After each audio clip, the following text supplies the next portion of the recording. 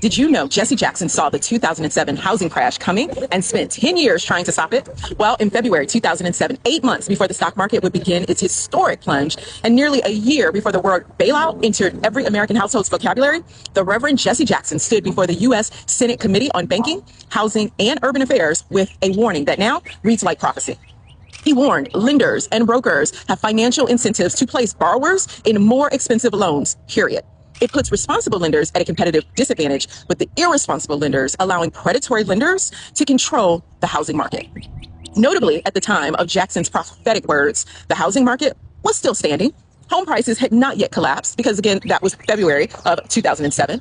But Reverend Jackson, who recently passed away after decades of civil rights leadership in pursuit of a rainbow coalition, he saw what most on the Hill refused to see, which was that predatory lending was a contagion that would not stay contained. His testimony, delivered at a hearing titled Preserving the American Dream, Predatory Lending Practices and Home Foreclosures, identified specific predatory practices that had flourished since the 1990s, which was 1, steering borrowers, especially Black and Latino, into higher price loans than those for which they actually qualified. 2, prepayment penalties that trapped households in unaffordable mortgages. 3, mortgage brokers getting kickbacks for placing borrowers in expensive loans, and low documentation loans that required no proof of income or ability to repay. And if you need a visual, be sure to watch The Big Short movie if you haven't seen it.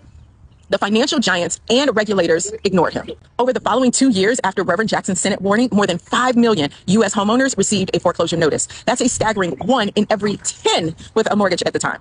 But here's the thing. Jackson's 2007 testimony was not his first foray into fair housing lending.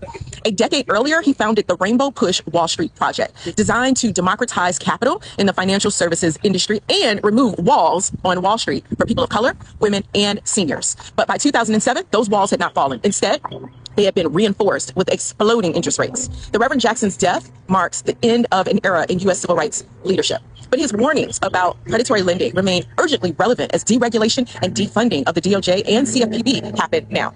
But the difference between 2007 and today is now we have fair lending information and its standards at our fingertips via our smartphones. So Reverend Jackson, you were indeed a prophet with a microphone. Thank you for using it to warn us. Rest well. And this has been Affordable and Fair Housing Decoded with me, Dr. Lee. Like, share, and subscribe for more.